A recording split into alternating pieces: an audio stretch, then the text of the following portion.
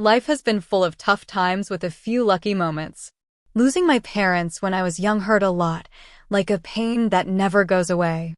But I got lucky when the elderly couple next door, the Parkers, took me in. They were the kindest people you could imagine, treating me like their own granddaughter instead of someone they were helping out.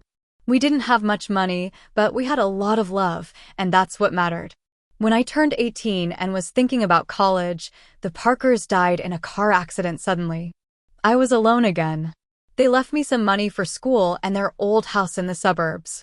It was a cozy place with lots of memories, but it felt too sad to stay there, so I sold it and bought a small apartment in the city near the college where I enrolled to study financial management. Having a plan and moving forward felt good. Classes were tough but interesting, and I focused on learning everything about numbers and markets. After college, I got a decent job. My days were busy with work, and I was doing okay, but the nights were different. The city felt lonelier than it should for a place with so many people. That's when I met Tom at a friend's party. He was loud, funny, and didn't care who noticed. His energy was contagious, and we clicked right away when he accidentally bumped into me, spilling my drink. "Hey, watch it," I said, more surprised than angry. "My bad. Let me make it up to you." "What were you drinking?" Tom said with a big grin. "Beer." "Just beer," I replied, trying not to smile too much. "2 beers coming right up," he shouted over the music as he headed to the bar. That was Tom, simple, straightforward, and no fuss. We spent the whole night talking about everything and nothing. We found out we both loved old movies and hated sushi. Talking to him was easy, and when the party ended, I didn't want to say goodbye. A year later, he proposed. There were no dramatic gestures, just him, me, and a ring he awkwardly pulled out of his pocket while we were watching TV. "Marry me," he said, holding the ring so tightly I thought he might crush it. I laughed, not because it was funny, but because it was so typical of us. Perfectly imperfect. "Yes, of course, you big goof." Getting married didn't change much at first. We were the same, just officially a couple, which felt right. We settled into life together in my small city apartment, still close to the hustle, but now with someone to share the quiet moments. Life felt full, and for the first time in a long while, the evenings didn't feel so empty. Settling into married life had its comforts, but life has a way of throwing curveballs. Tom's parents, Mr. and Mrs. Dawson, were wonderful. They lived in a cozy suburban home and welcomed me with open arms from the start. I could see where Tom got his easygoing nature. Their warmth was a balm for my heart, which still ached from losing my own family. "I'm so happy you're part of our family now, Mrs. Dawson would often say, squeezing my hand with such kindness that it warmed and overwhelmed me at the same time. "Thank you. I really appreciate how welcoming you've been," I replied, feeling genuinely grateful. Visiting them became our weekend tradition.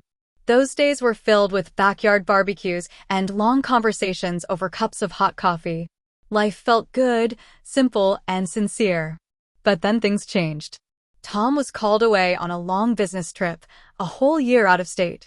It was a great opportunity for his career, but the timing couldn't have been worse. Just as he left, Mr. and Mrs. Dawson's health declined rapidly.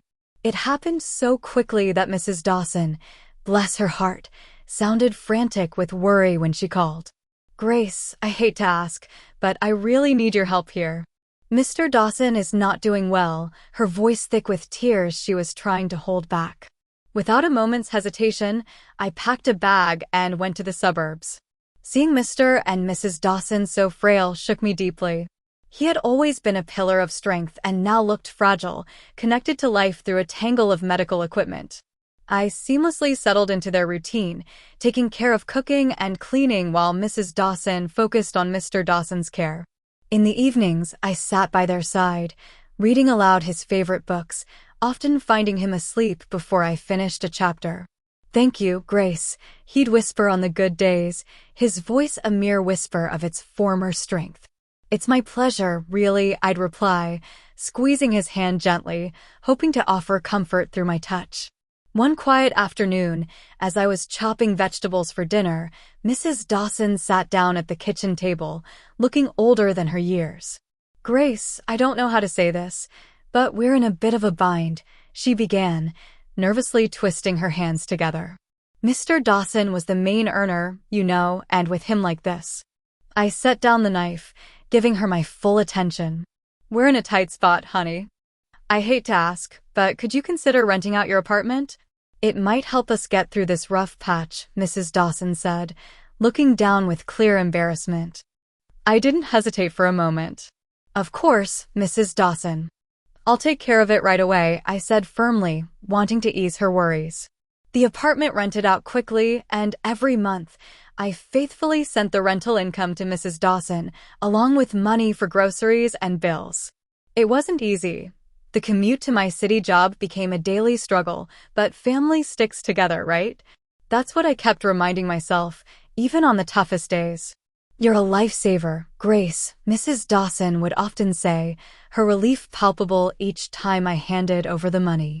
It's what family does, I'd reply, though some nights, lying in the guest room and hearing distant sirens from the city, I couldn't help but feel the weight of my responsibilities.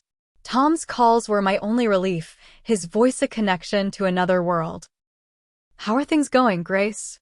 Are you managing okay? His concern was always clear, even through the static of our long-distance calls. We're managing.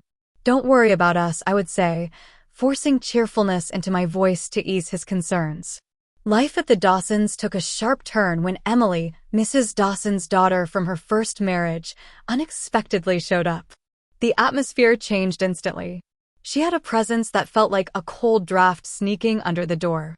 I didn't know Emily well, but I'd heard enough from Tom and seen her tense visits with Mr. and Mrs. Dawson. My days were already stretched thin with long commutes and caring for Mr. Dawson, who was now bedridden and declining rapidly. Emily's arrival added a new layer of tension. It was clear she planned to stay, making herself at home as if she owned the place. One evening, after a particularly tough day, Mr. Dawson motioned for me to come closer, his voice a strained whisper. Grace, you need to watch out for Emily. She's not a good person, he said, his tone grave and urgent, sending a chill through me. I understand, Mr. Dawson. I'll be cautious, I promised, though I wasn't entirely sure what I was preparing for. True to Mr. Dawson's warning, Emily wasted no time asserting her authority. The first indication came one morning when I found her in the kitchen, a storm cloud over the breakfast nook. Just so we're clear, I'm not here to play housemaid or chef for anyone, she declared sharply, sipping her coffee and eyeing me as if I were intruding in her mother's kitchen. I was taken aback but kept my composure. Okay, Emily. I've been handling things so far, and I can continue, I replied, trying to keep the peace. Good, because I don't plan on lifting a finger. This is Mom's house, after all, she snapped back, her eyes challenging me to object. From then on, Emily ensured her presence was felt, but not in a positive way. She ordered takeout only for herself and her mother, leaving their empty boxes for me to clean up. Her disdain was clear and hurtful, but I endured it for Mr. and Mrs. Dawson's sake. Grace, why don't you join us for dinner tonight? Mrs. Dawson suggested one evening, a rare moment of warmth in her voice. Before I could respond, Emily interjected sharply, Mom, Grace has been busy all day. She probably prefers eating later. Her words were laced with false concern, but the message was unmistakable. I wasn't wanted. The days grew more difficult, my workload increasing. Emily's entitlement pervaded every corner of the house. At night, I could hear her whispering with her mother, poisoning her against me with her words. Mrs. Dawson, once kind and understanding, began to change, her demeanor colder, her gratitude less frequent. A couple of weeks later, Mr. Dawson passed away. The funeral was somber, with Tom flying in just in time to bid his farewells. It was the first time in months we were together, and having him by my side brought a sense of relief. Yet amidst the grief, I sensed a significant change at the Dawson home. Emily suddenly behaved impeccably, treating everyone with forced politeness. How have things been while I've been away? Tom asked quietly during a brief moment alone after the service. Fine. Everything's been fine, I lied, forcing a smile. I didn't want to burden him further. His own grief was already too much to bear. Are you sure? You look exhausted, he pressed, concern etching his brow. It's just been busy, you know, helping out around here, I reassured him, avoiding his gaze. It wasn't the right time to delve into the brewing turmoil beneath the surface. Once Tom departed, Emily dropped her facade. The guise of a caring sister vanished, replaced by the familiar sneer and dismissive attitude. The atmosphere in the house shifted drastically. Perhaps consumed by her own grief, Mrs. Dawson grew distant and cold toward me. Orders replaced conversations, and I began to feel more like an intruder than a member of the family. Emily took control of the household as if she were the lady of the manor, showing little regard for anyone's feelings but her own. She started barging into my room without knocking, rifling through my belongings as though searching for hidden treasure. One afternoon, while seeking solace in the garden, I stumbled upon a box hidden among the shrubs. Curious, I opened it, only to discover my watches, jewelry, and even some of my underwear inside. My heart sank. Nearby, I found several of my dresses tossed carelessly over a bush. Anger surged through me. Clutching the box tightly, I stormed back inside, finding Emily lounging in the living room as if she owned the place. What on earth, Emily? I demanded, my voice trembling with fury. You can't just throw my things out like this. Emily laughed coldly, the sound echoing mockingly in the room. You live here? Please. You're just a guest, and not a welcome one at that. You should be out in the garden, or better yet, on the street. You're nothing but a freeloader anyway. Her words cut deep, like salt in a wound. I couldn't believe the venom in her voice. Shaking, I turned to Mrs. Dawson, who had just entered the room. Mrs. Dawson, please tell her she can't treat me like this. This is supposed to be my home too, I pleaded, my voice cracking with emotion. Mrs. Dawson, once gentle and kind, now looked through me as if I were transparent. This is Emily's house now. She's right, Grace. Maybe it's time you found somewhere else to live, she said coldly. Her words hit me hard. Standing there with the box in my hands, my heart shattered. The home I had grown to love, the family I believed in, crumbled around me. In that moment, despite everything, I stayed because of a promise I made to Mr. Dawson on his deathbed, to care for his wife and prevent Emily from dominating her. But day by day, Mrs. Dawson seemed to adopt Emily's harsh demeanor. Her words turned cutting, her gaze icy. You're just idling away here, aren't you? Mrs. Dawson snapped one evening as I cleaned up after dinner, her voice dripping with disdain. I'm doing my best to keep things in order, I replied, trying to stay composed despite the pain her words caused. Your best? I could hardly tell. It seems like you're just mooching off us, she scoffed, turning away without another word. Her words wounded me deeply. I was far from a freeloader. I had rented out my apartment and faithfully handed over almost all the income to Mrs. Dawson. On top of that, I took care of most household tasks while Emily contributed nothing but criticism. Emily, living off her mother's pension, showed no gratitude. Really, what does my brother even see in you? Emily taunted nightly, her voice carrying through the thin walls. Each time, I bit back my anger and frustration, clinging to the promise I made. But the house grew suffocating, filled with hostility like a minefield. One evening, returning early from work, my world turned upside down. I walked in on Emily and Mrs. Dawson in a heated discussion in the living room, unaware of my presence. We need to convince her to sell that apartment of hers. You know how much we could use that money, Emily said greedily and calculatingly. Yes, but how do we persuade her? Grace isn't naive. She won't just hand it over, Mrs. Dawson replied, frustration and greed evident in her voice. Leave it to me, Mom. I'll charm her into it. Once she signs it away, we can finally live the way we deserve. Emily's words cut through the air like a snake's hiss. Hearing them scheme to take away my only financial security was a brutal dose of reality. Fear gripped me. I couldn't stay any longer. Heart pounding, I slipped away to my room, unnoticed. They were plotting to strip me of everything. The decision was clear. In that moment, there was no way I could stay after hearing their plans. Quickly gathering my essentials, hands trembling, every second in that house felt like a countdown to disaster. I didn't bother with goodbyes. They didn't deserve them. Sneaking out the back door, I called a taxi to take me to the station. Sitting on the train to Tom's, doubts gnawed at me. Would he understand? Would he take their side? The uncertainty weighed heavily, but the fear of staying was more daunting. I stared out the window, the landscape blurring by, a mix of fear and determination settling in my chest. When I arrived at Tom's doorstep, his reaction was a blend of shock, relief, and curiosity. His eyes widened as he opened the door to find me standing there with my bag, looking as frazzled as I felt. "Grace, what's going on? Are you okay?" he asked, stepping aside to let me in. I hesitated, taking in the familiar and comforting sight of his temporary home.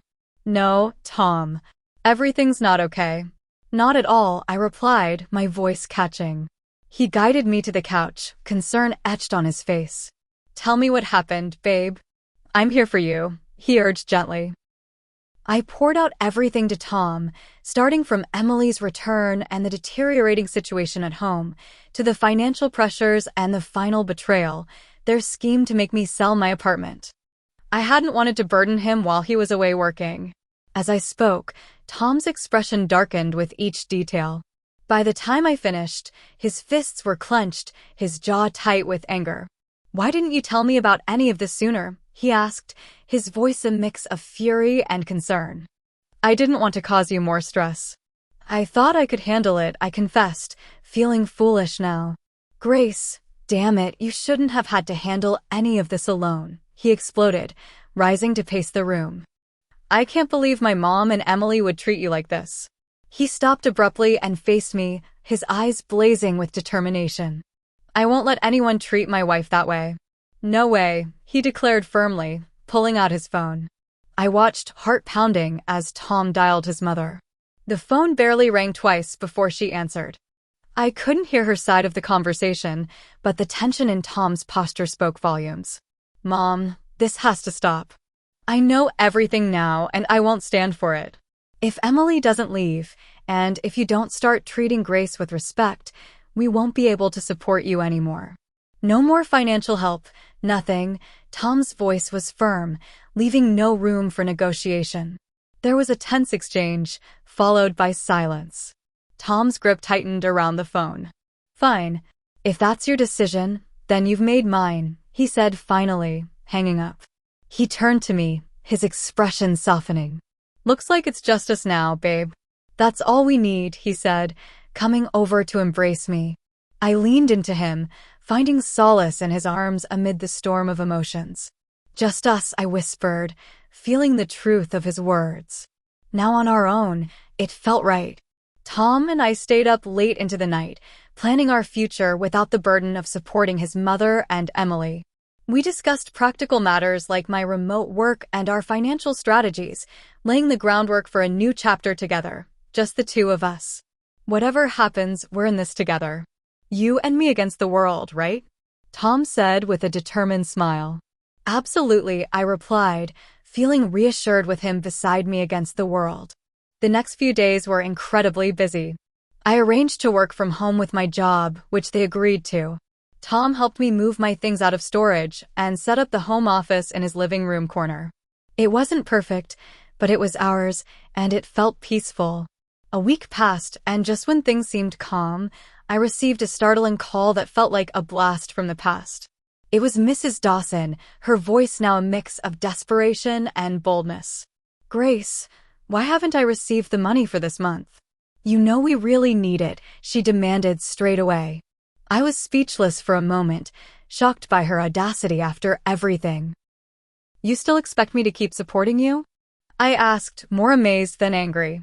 In the background, Emily's voice came through, angry and sharp. "She's just ungrateful. Make her send the money."